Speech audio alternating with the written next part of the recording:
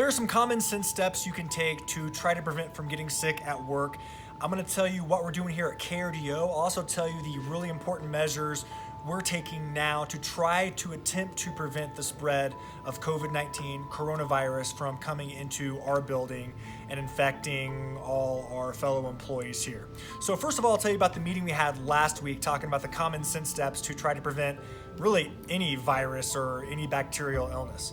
The measures we started taking last week include no more handshakes. You may have noticed even the president and vice president, they're gonna start doing the whole elbow thing. You're seeing politicians greet each other with elbows. We're kind of doing that here. No more handshakes. No more outside visitors. No tours involving the station. That includes even interviews coming in. It's been very limited. The radio team, we normally have radio interviews come in for KRDO, FM, and AM. That's no more.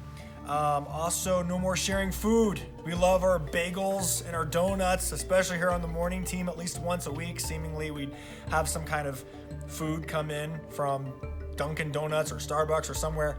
Not right now. We're not sharing any more food for the time being.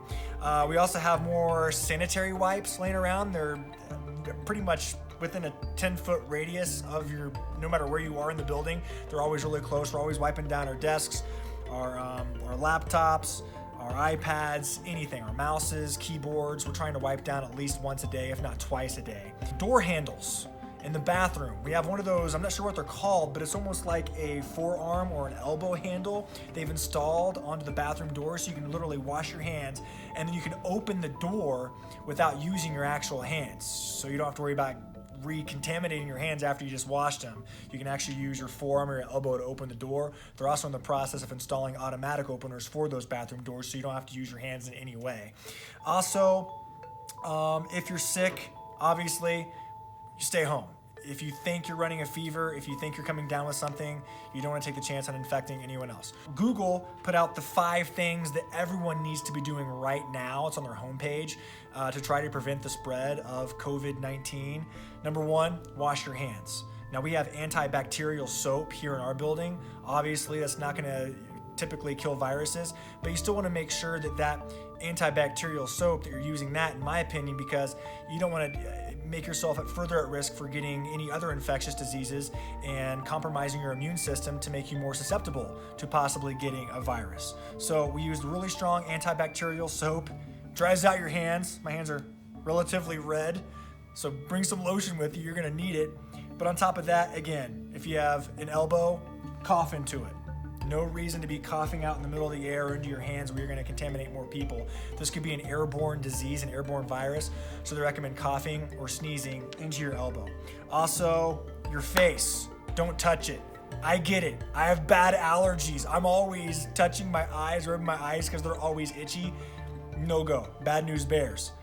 Grab a napkin or something or a Kleenex and maybe do it that way, or try to use your elbow in any way. Just try not to use your hands to touch your face. That includes your mouth, your nose, any hole in your face, don't touch it. Also, we're talking about social distancing a lot. The CDC, and again, this is on Google's site, but this comes straight from the World Health Organization and recommendations from the CDC. They recommend at least staying 3 feet apart. So one thing that we're trying to do here at KRDO is we're considering, especially Brent and I on the anchor team, we've considered, sitting further away apart on the anchor desk, or maybe possibly even anchoring separate shows so that if one of us are infected and we don't know it, we don't infect the other person. And then finally, again, if you feel sick, stay home. Don't chance it. Those are the common sense things that Google is pushing out on their homepage via the World Health Organization. Now, as far as our meeting today, we just had a meeting today here at KRDO to talk about some further steps we're taking, and these steps are kind of following the lead that other stations have already taken throughout the country, especially I've noticed on the West Coast and the East Coast, New York, Washington State, California, where obviously the spread has been exponentially more deadly and more contagious, seemingly. So here are the things that we're doing starting tomorrow here at KRDO to try to limit our odds of getting infected and infecting other people. We're actually making sure reporters and photographers, those are our videographers, they work remotely. They're not coming in the building unless they absolutely have to. So our reporters are going to wake up, they're going to have their work laptops with them, they're going to go and get in their station vehicle, and they're going to communicate solely online on the phone, on their laptops. They'll meet up with their videographer out in the field. They won't ever come into the station. In fact, if a videographer has to come in and grab keys for any reason, someone will run the keys out to them, or there'll be a little station post somewhere separate in the building where no one typically is, where they can go in there one at a time and drop things off. Again, just trying to social distance ourselves from each other so that if one of us does get infected and doesn't know it, we're not going to spread that to everyone else in the building. Also, again, we're not sitting next to each other. We're doing our best to try to spread out meetings.